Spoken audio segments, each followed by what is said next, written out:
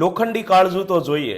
અથાગ પરિશ્રમ અને ફરજ નિષ્ઠાથી કરેલી વકીલાત દ્વારા ભેગા કરેલા રૂપિયા અને પોતાના માટે બુક કરેલી જહાજની સીટ એ પોતાના મોટા ભાઈને આપીને એમને ઇંગ્લેન્ડ બેરિસ્ટર બનવા માટે મોકલવા માટે લોખંડી કાળજુ તો જોઈએ.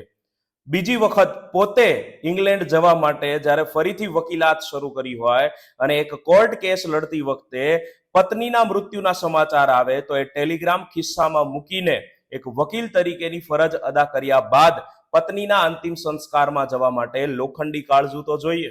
અને ફરીથી 5 વર્ષ સુધી અથાગ મહેનત અને વકીલાત કરીને ફરીથી એટલા જ રૂપિયા ભેગા કરીને જહાજમાં ઇંગ્લેન્ડ જઈને 36 મહિનાનો બેરિસ્ટરનો કોર્સ 30 મહિનામાં પૂર્ણ કરીને સ્વદેશ આવવા માટે લોખંડી કાળજુ તો જોઈએ.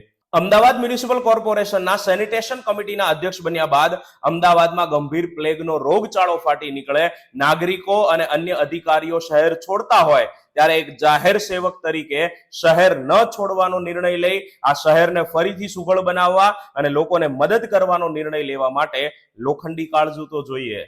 અને આટલા પ્રતિષ્ઠિત પદ મેળવ્યા બાદ લેવિશ લાઈફસ્ટાઈલ જીવવાના બદલે ભારતના નાગરિકોને અંગ્રેજોથી છોડાવવા સ્વતંત્રતા ચળવળની અંદર જોડાઈને વધુ સંઘર્ષમય જીવન બનાવવા માટે લોખંડી કાળજુ તો જોઈએ.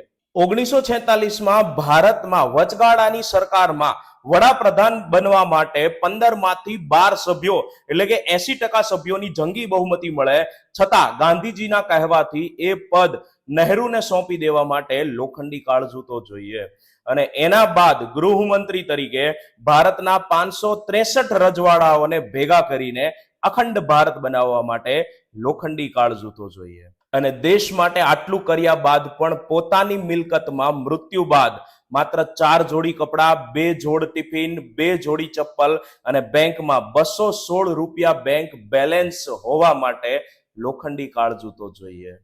પોતાના વારસદારોને એ કહેવું કે જો રોટલો ન મળે તો સરદારના નામે કમાશો નહીં, એ કહેવા માટે લોખંડી કાળજુ તો જોઈએ. જીવનના પ્રત્યેક દિવસે નવા સંઘર્ષ સામે બાથ ભીડવા માટે ઉગતા સૂર્ય જેટલી ઉર્જા લઈને નીકળી પડવા માટે લોખંડી કાળજુ તો જોઈએ. તો આવા લોખંડી પુરુષને એમની 150મી જન્મ જયંતિ નિમિત્તે શત શત વંદન. જય હિન્દ, જય ભારત.